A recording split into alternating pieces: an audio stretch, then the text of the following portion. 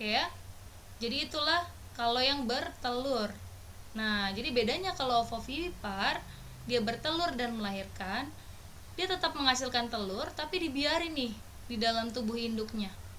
Dibiarin, baru nanti sampai akhirnya di dalam tubuh induknya itu udah jadi contohnya ini adalah kuda laut ya, udah jadi kuda laut individu yang baru gitu, kemudian baru nanti dia akan mengeluarkan.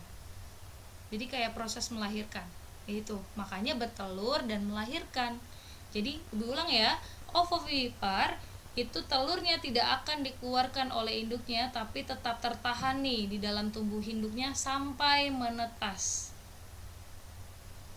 Oke, jadi anak hewan yang dikeluarkan dari tubuh induknya itu seperti melahirkan, bertelur dan melahirkan. Contohnya kuda laut, ular boa, kemudian ikan pari, kadal, lalu ada lagi ini ya, hiu, itu termasuk ovovivipar. Oke, kemudian ada nih perbedaannya dari ovipar dan vivipar. Coba, ovipar itu apa? Bertelur. Vivipar itu melahirkan. Beda sekali, ini ada perbedaannya. Oke, kita lihat. Yang ovipar, ini ada kata tidak, dan tidak. Ingat ya, ovipar itu tidak memiliki telinga. Ciri-ciri hewannya ya, tidak memiliki telinga. Yang vivipar itu umumnya adalah memiliki telinga. Kemudian pada ovipar tidak memiliki kelenjar susu, kalau vivipar memiliki kelenjar susu. Kemudian ini tidak tertutupi rambut. Jadi kalau ovipar itu hewannya tidak tertutupi rambut, tapi kalau vivipar tertutupi oleh rambut. Kemudian yang ovipar tidak memiliki rahim karena embrionya tadi apa? Adanya di dalam cangkang telurnya yang sudah dikeluarkan. Tapi kalau vivipar itu memiliki rahim. Kalau yang ovipar ini tidak menyusui anaknya karena tadi nggak punya kelenjar susu ya, jadinya tidak menyusui anaknya. Oke. Kemudian kalau yang vivipar menyusui anaknya tadi karena memiliki kelenjar susu tadi. Yang ovipar tidak ada masa mengandung karena kalau sudah jadi langsung aja dikeluarkan telurnya, kemudian disitulah dalam proses perkembangan jadi hewan yang baru. Kalau yang vivipar itu ada proses mengandungnya karena tadi ada memiliki rahim, embrionya tinggal di dalam rahim, kemudian tumbuh sampai jadi hewan yang baru, itulah ada proses masa mengandung. Oke, itu perbedaan ovipar dan vivipar. Cara menghafalnya seperti apa? Kamu bisa hafalkan yang viviparnya saja, yang oviparnya tinggal aja tambahin kata tidak, dan tidak. Oke. Ini adalah cara perkembangbiakan hewan secara vegetatif ya, secara vegetatif. Kalau tadi generatif, ini vegetatif yang butuhnya satu induk. Ingat, jantan saja atau betina saja, kemudian tidak ada proses fertilisasi atau pertemuan sperma dan ovumnya.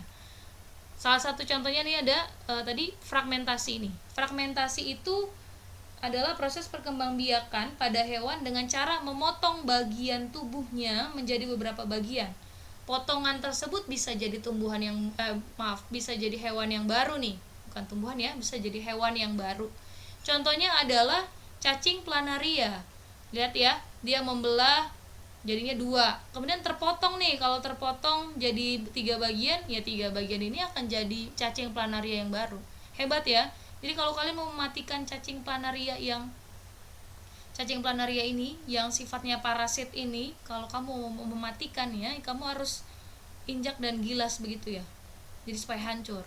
Jadi jangan dipotong begini. Kalau dipotong kamu artinya memperbanyak cacing planaria tersebut. Selanjutnya ada bertunas. Jadi kalau yang bertunas ini contoh lainnya itu adalah, ini kalau bertunas ya, ini contohnya hydra namanya, hydra, ini tunas hydranya. Jadi kayak pohon dia modelnya, tapi ini bukan pohon, ini adalah hewan. Jadi dari satu induknya, ini jantan saja atau betina saja, dia bertunas, ada muncul tunasnya.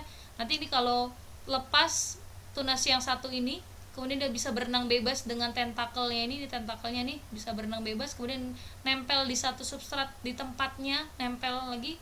Nah itu tumbuh lagi nih jadi hydra yang baru, nanti bertunas lagi, jadi banyak lagi. Begitu terus sampai seterusnya. Oke ya, itu yang bertunas. Contoh bertunas lainnya adalah ubur-ubur, itu juga bertunas. Kemudian Ada lagi, ini satu lagi namanya membelah diri. Kalau membelah diri terjadi pada amuba. Kemudian paramecium. Amuba dan paramecium termasuk dengan cara membelah diri nih. Kalian lihat ya. Dari satu bisa jadi dua. Ini paramecium. Dari satu membelah jadi dua. Dari dua membelah jadi empat. Dari empat membelah jadi 8. Oke. Jadi kalau fragmentasi itu terpotongnya 3 ya jadi 3. Terpotongnya 4 ya jadi 4. Tapi kalau membelah diri itu genap satu, jadi kalau dari satu membelah nih jadi 2, 2 membelah lagi jadi 4, 4 membelah lagi jadi 8, 8 membelah lagi jadi berapa? 16, 16 membelah lagi jadi berapa? 32, 32 membelah lagi dan seterusnya sampai akhirnya jadi banyak. Jadi pertumbuhannya cepat dong, cepat sekali. Ini amuba ya, ini amuba. Nah gerakannya tuh kayak larva begitu. Oke, itulah dia perkembangbiakan secara vegetatif. Dan ada satu tambahan lagi. Kalau yang di buku kalian itu kalian boleh cek di halaman 17 pada perkembangbiakan hewan secara vegetatif.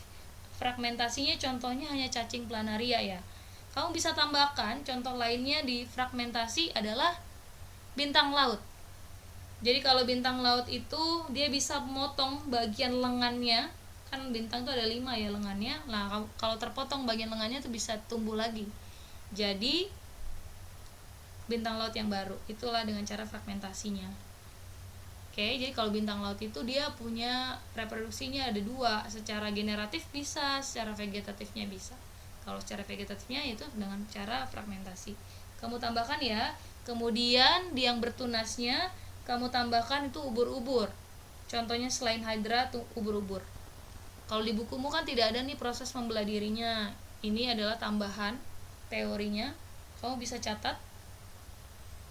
Oke ya. Selanjutnya kita akan melihat proses pembelahan dari amuba. Seperti apa sih proses pembelahannya? Kita lihat videonya berikut ini ya.